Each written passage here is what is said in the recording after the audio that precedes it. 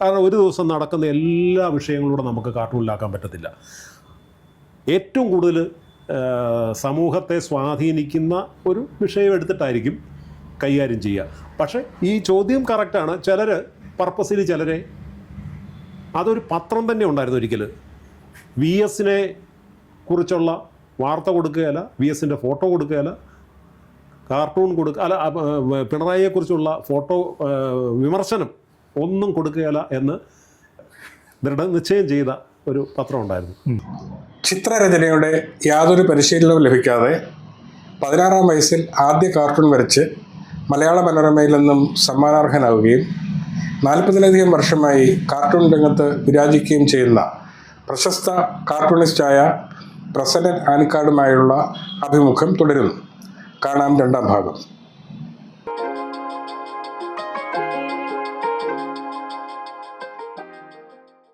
അപ്പോൾ അമ്മ എന്നോടൊന്ന് പറഞ്ഞു, എടാ നീ ഇതൊന്നും പഠിക്കാതെയല്ലേ വരച്ചേ, അത് ജീവിതത്തിലൊരു വലിയ പാഠ. നീ ഇതൊന്നും പഠിക്കാതെയല്ലേ, നിനക്കാരും പറഞ്ഞു തരാനില്ലായിരുന്നല്ലോ, പഠിക്കാതെയല്ലേ വരച്ചേ, ഇനി നീ പഠിച്ചു വരയ്ക്ക്. അപ്പം ഞാൻ ഓർത്തു അതെന്തൊരു ഉപദേശമാണ്. കാരണം ഇതൊന്നും അറിയാത്തൊരു അമ്മ വരച്ച് പഠിക്കണമെന്ന് സാധാരണ നമ്മളോട് പിള്ളേരോട് പറയും. ഇത് അമ്മ പറഞ്ഞ് പഠിച്ചു വരയ്ക്കണമെന്നാണ്. അപ്പം ഞാൻ ഏതായാലും അങ്ങനെയാണെങ്കിൽ പഠിച്ചു വരയ്ക്കാൻ തന്നെ തീരുമാനിച്ച് ഈ കാർട്ടൂൺ വർക്ക്ഷോപ്പിൽ പങ്കെടുത്തു.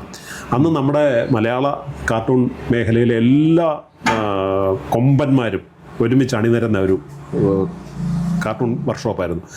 നമ്മുടെ Yashad sir, Tom sir, Sukumar sir, Shivaram ചേട്ടൻ, അങ്ങനെ അന്നത്തെ ആൾക്കാരെല്ലാം ഉണ്ട്. അന്നത്തെ പ്രമുഖരായ എല്ലാവരും ആ പരിപാടിക്ക്. അപ്പം നമ്മൾ ഈ മേഖലയിൽ നമ്മൾ അത്രയും കാലം എന്തൊക്കെയാണോ അറിയാൻ ആഗ്രഹിച്ചിരുന്ന കാര്യങ്ങളെല്ലാം കൂടെ ഒറ്റ ദിവസം 2 ദിവസം കൊണ്ടാണ്. ആ ആദ്യത്തെ ദിവസം തന്നെ നമ്മുടെ അപ്പോൾ അവർ ശ്രദ്ധിച്ചു ഇങ്ങനെ ഇതിനെക്കുറിച്ച് താല്പര്യമുള്ള ഒരു പയ്യൻ ചോദ്യങ്ങൾ ചോദിച്ചുകൊണ്ട്.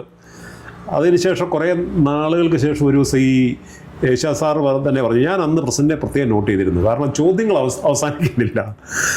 അങ്ങനെ അപ്പോൾ അന്ന് അമ്മ നമ്മളെ സപ്പോർട്ട് ചെയ്തുകൊണ്ടാണ്. അന്ന് അതിനുണ്ട് 15 രൂപയെ മറ്റാണ് ഈ രജിസ്ട്രേഷൻ ഫീ. അത് അമ്മയുടെ സ്വകാര്യ, അതിങ്ങനെയുള്ളതൊന്നും തരാൻ ഒരമ്മയോ അച്ഛനോ തയ്യാറാകുന്ന ഒരു ഘട്ടമല്ല. പഠിച്ചാൽ മാത്രം മതി, നീ പഠിച്ച് രക്ഷപ്പെടാനേ അല്ലേ പറയുള്ളൂ. ഇത് വരച്ച് പഠിക്കാൻ അല്ല, പഠിച്ച് വരയ്ക്കാൻ ഉപദേശിച്ച അമ്മ. അപ്പോൾ അങ്ങനെ അമ്മയുടെ ആ ഇടപെടൽ ഒരുപക്ഷെ എൻ്റെ ഈ കാർട്ടൂണിസ്റ്റ് ആകാനുള്ള തീർന്നതിൻ്റെ പിന്നിലെ ഒരു വലിയ പ്രചോദനം ആയിരിക്കും. അതെ. കാർട്ടൂണിനെ കുറിച്ച് ഇത്രയും താങ്കൾ പറയും, അച്ഛനെയും അമ്മയെ കുറിച്ചൊന്ന് പറയണം.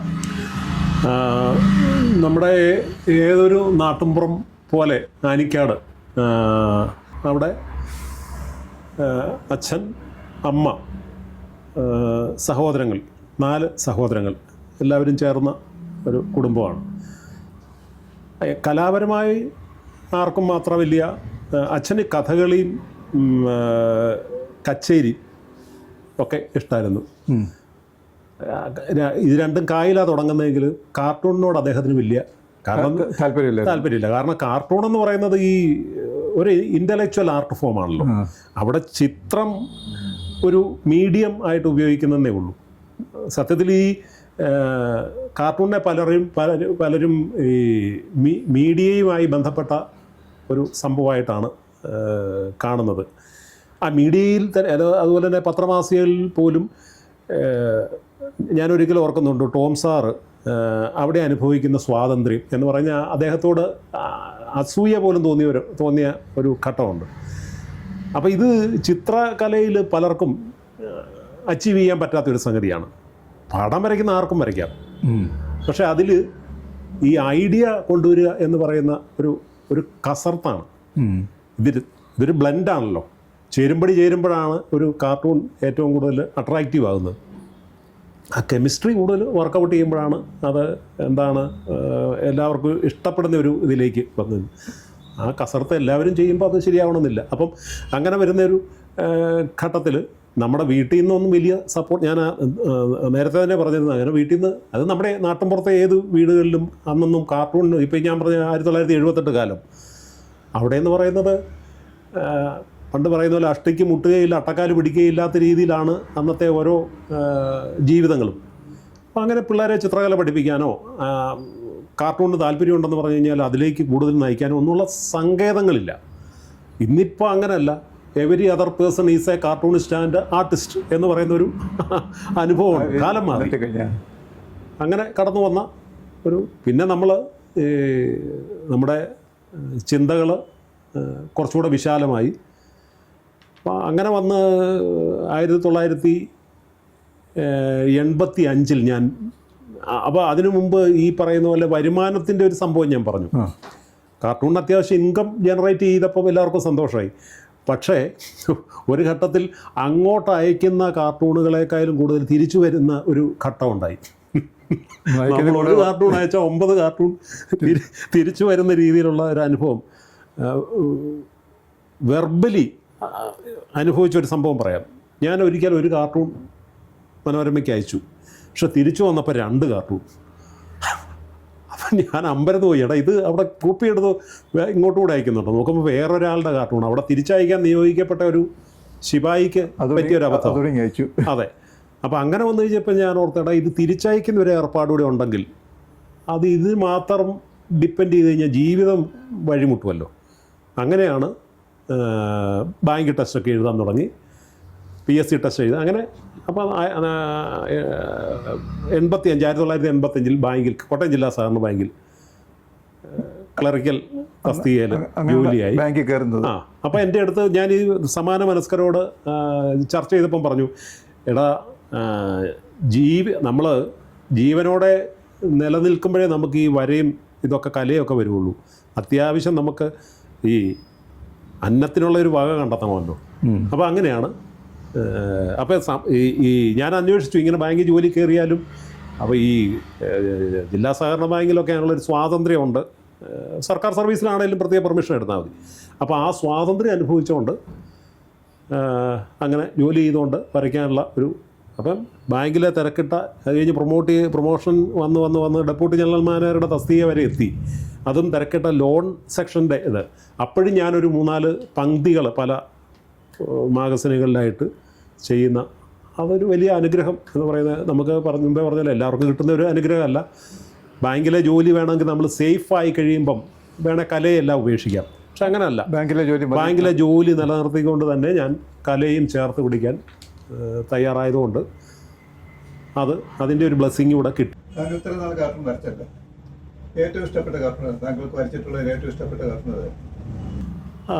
എല്ലാം എനിക്കുണ്ടായ മക്കളല്ലേ എന്ന് ചോദിക്കുന്നതല്ലേ. അങ്ങനെ ഒരു കാർട്ടൂൺ നമുക്ക് പറയാൻ പറ്റത്തില്ല.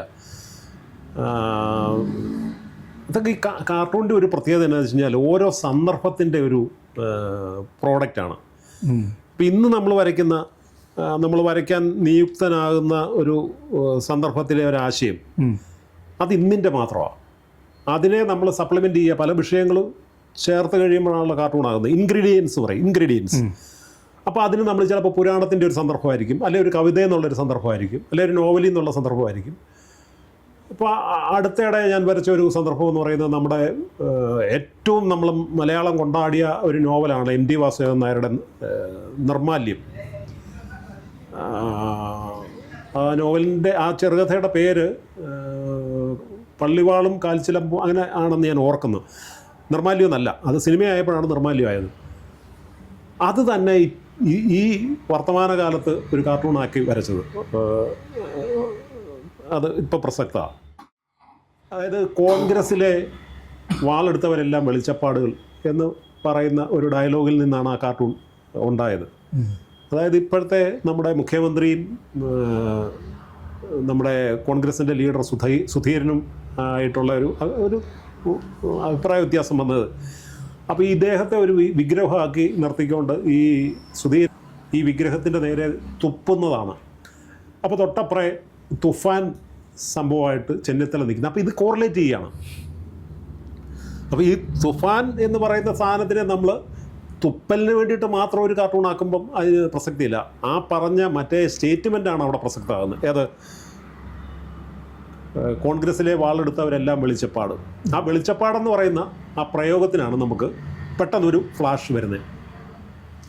താഴെ നിർമാല്യം എന്നുള്ളിടത്ത് മാല്യം ഇട്ടിട്ട് നിർബാധം എന്നാക്കി. കാരണം ഇദ്ദേഹം തുടർച്ചയായിട്ട് ഇങ്ങനെ അറ്റാക്ക് ചെയ്തുകൊണ്ടിരിക്കുക. ഇങ്ങനെയൊക്കെയാണ് നമ്മൾ അപ്പോൾ ഇതെന്ന് പറയുന്നത് നമുക്ക് ഈ പറയുന്ന വെളിച്ചപ്പാട് പി ജെ ആൻ്റണിക്ക് ഭരത് അവാർഡ് നേടിക്കൊടുത്ത ആ ക്യാരക്ടർ വെളിച്ചപ്പാടിൻ്റെ മലയാളി ഉള്ളിടത്തോളം നമ്മൾ മറക്കത്തില്ല. അങ്ങനെ ചില സാധനങ്ങളുണ്ട് നമ്മളെ സഹായിക്കുന്ന.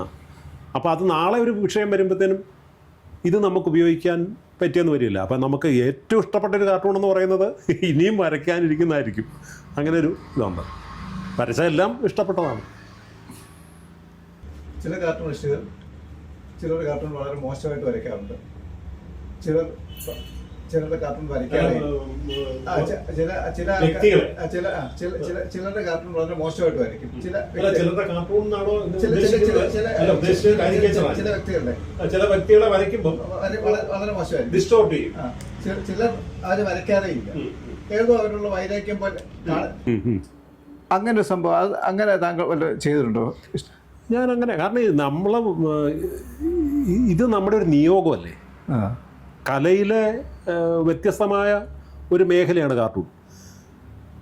കുഞ്ചൻ നമ്പ്യാർ ആരെ ഒഴിവാക്കിയിട്ടില്ല. ആക്ഷേപഹാസ്യത്തിൻ്റെ ഉസ്താദായിരുന്നു കുഞ്ചൻ നമ്പ്യാർ. അദ്ദേഹം ആരെയും ഒഴിവാക്കിയിട്ടില്ല. കുടിൽ തൊട്ട് കൊട്ടാരം വരെയുള്ള ആരെയും സറ്റയറിലൂടെ ആക്ഷേപശരം എന്ന് പറയാവുന്ന രീതിയിലുള്ള ഒരു പ്രയോഗമായിരുന്നു കുഞ്ചൻ നമ്പ്യാരുടേത്. അപ്പോൾ ഇത് എന്നോട് ഒരിക്കൽ ഒരാൾ ചോദിച്ചാൽ പറഞ്ഞു, കുഞ്ചൻ നമ്പ്യാർ വരയ്ക്കാത്ത കാർട്ടൂണിസ്റ്റായിട്ടാണ് ഞാൻ വിശേഷിപ്പിക്കുന്നത്. കാരണം അന്ന് ഈ ചിത്രകലയൊക്കെ സ്വായത്തമായിരുന്നെങ്കിൽ അദ്ദേഹം ഈ തുള്ളൽ എന്ന് പറയുന്ന കലാരൂപത്തേക്കാൾ കൂടുതൽ ചിലപ്പം ഏർപ്പെടുക കാർട്ടൂണിലായിരിക്കും. ഇതുവരെ ജനിച്ച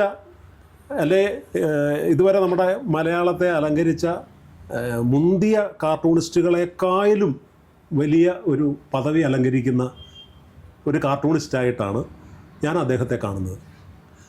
കാരണം അദ്ദേഹത്തിൻ്റെ സറ്റയർ എന്ന് പറയുന്നത് അതിന് പകരം വെക്കാനില്ലാത്തതാണ്. ഇപ്പം ആ കാർട്ടൂണിസ്റ്റുകളുടെ ഒരു തലമുറ ഏറ്റവും കടപ്പെട്ടിരിക്കുന്നത് കുഞ്ചൻ നമ്പ്യാരോടാണ്. അപ്പോൾ കുഞ്ചൻ നമ്പ്യാർ എന്താണോ സറ്റയറിൽ ഉണ്ടാക്കിയെടുത്ത മാതൃക, അദ്ദേഹം തല പോവുമെന്ന് തോന്നുന്ന ഘട്ടത്തിൽ പോലും പയ്യെ നിനക്കും പക്കത്താണോ ഊണ് എന്ന് ചോദിക്കാൻ ധൈര്യം കാണിച്ച ആളാണ് കുഞ്ചൻ നമ്പ്യാർ. കാരണം അവിടുത്തെ കലവറക്കാരൻ അഴിമതി കാണിക്കുന്നു, അത് രാജാവ് അറിയുന്നില്ല എന്ന് പറയുന്ന വലിയൊരു സത്യം തിരുവുള്ളക്കേടുണ്ടായാൽ കഴുത്തെ തല കാണുക എന്നുള്ളതും പുള്ളിക്കറിയാം. പക്ഷെ സറ്റയറിൻ്റെ ഒരു ആനുകൂല്യമുണ്ട്. അതാണല്ലോ നമ്മൾ ഒരു പത്രത്തിലെ എഡിറ്റോറിയലിനേക്കായാലും പവർഫുൾ എന്നുള്ള രീതിയിൽ ആ മുൻ പേജിൽ വരുന്ന ആ ചെറിയ ഒരു ബോക്സ് കാർട്ടൂൺ ശ്രദ്ധേയമാകുന്നു. ഇപ്പോൾ മനോരമയിൽ വർഷങ്ങളായി എത്രയോ കാലയളവായിട്ട് പ്രസിദ്ധീകരിച്ച് വരുന്ന കുഞ്ചുകുറുപ്പ്, മാതൃഭൂമിയിൽ കാകദൃഷ്ടി, അതേപോലെ തന്നെ ദീപികയിലെ രാജു നായരുടെ മാവേലി നാട്. ഈ പങ്ക്തികളിലൊക്കെ എന്ന് പറയുന്നത് ഒരു രാഷ്ട്രീയ പ്രസ്താവനയുടെയോ അല്ലെങ്കിൽ ഒരു സംഭവത്തിൻ്റെയോ ഒരു ചെറിയ നട്ഷല്ലായിരിക്കും. കരതലാമലകം എന്ന് പറയും, ഉള്ളംകൈയിലെ നെല്ലിക്ക എന്ന് പറയുന്ന അത്രയും വലിപ്പമുള്ളൂ ആ സാധനം. പക്ഷേ വായിക്കുമ്പോൾ ആ പത്രം മൊത്തത്തിൽ നമ്മൾ വായിച്ച ഒരു അനുഭവതലം ഉണ്ടാകും. അപ്പം നമ്മൾ ഈ കഴിവുള്ള ഒരു മനുഷ്യൻ ആരെയെങ്കിലും ഒഴിവാക്കാവോ, അല്ലെങ്കിൽ ഏതെങ്കിലും ഒരു വിഷയം ഒഴിവാക്കാവോ? ഒരു വിഷയം ഒഴിവാക്കാൻ പാടില്ല എന്ന് ഞാൻ പറയും. പക്ഷേ ഒരു ഗ്രേഡിങ് ഉണ്ട് അവിടെ. കാരണം ഒരു ദിവസം നടക്കുന്ന എല്ലാ വിഷയങ്ങളൂടെ നമുക്ക് കാർട്ടൂണിലാക്കാൻ പറ്റത്തില്ല. ഏറ്റവും കൂടുതൽ സമൂഹത്തെ സ്വാധീനിക്കുന്ന ഒരു വിഷയം എടുത്തിട്ടായിരിക്കും കൈകാര്യം ചെയ്യുക. പക്ഷേ ഈ ചോദ്യം കറക്റ്റാണ്. ചിലർ പർപ്പസിൽ ചിലരെ അതൊരു പത്രം തന്നെ ഉണ്ടായിരുന്നു ഒരിക്കൽ, VS കുറിച്ചുള്ള വാർത്ത കൊടുക്കുകയല്ല, VS ഫോട്ടോ കൊടുക്കുകയല്ല, കാർട്ടൂൺ പിണറായിയെക്കുറിച്ചുള്ള ഫോട്ടോ വിമർശനം ഒന്നും കൊടുക്കുകയല്ല എന്ന് ഞാൻ പത്രത്തിൻ്റെ പേരൊന്നും പറയുന്നില്ല, ദൃഢനിശ്ചയം ചെയ്ത ഒരു പത്രം ഉണ്ടായിരുന്നു. അപ്പോൾ ഇതൊക്കെ ആ പോളിസി മേക്കിംഗ് ബോഡി എന്ന് പറയുന്ന എഡിറ്റോറിയലാണ്. ആ എഡിറ്റോറിയലിൻ്റെ ഉത്തരവാദിത്തപ്പെട്ട ആൾക്കാരുടെ തീരുമാനമാണ് അവിടെ വർക്കൗട്ട് ചെയ്യുന്നത്. പക്ഷേ ഒരു കാരണവശാലും കാർട്ടൂണിസ്റ്റ് ഈ തരത്തിലുള്ള ഒരു സ്കെയിൽ വെച്ച് വരയ്ക്കാൻ പാടില്ല എന്നാണ് എൻ്റെ പക്ഷം. ഞാനങ്ങനെ ചെയ്തിട്ടുമില്ല.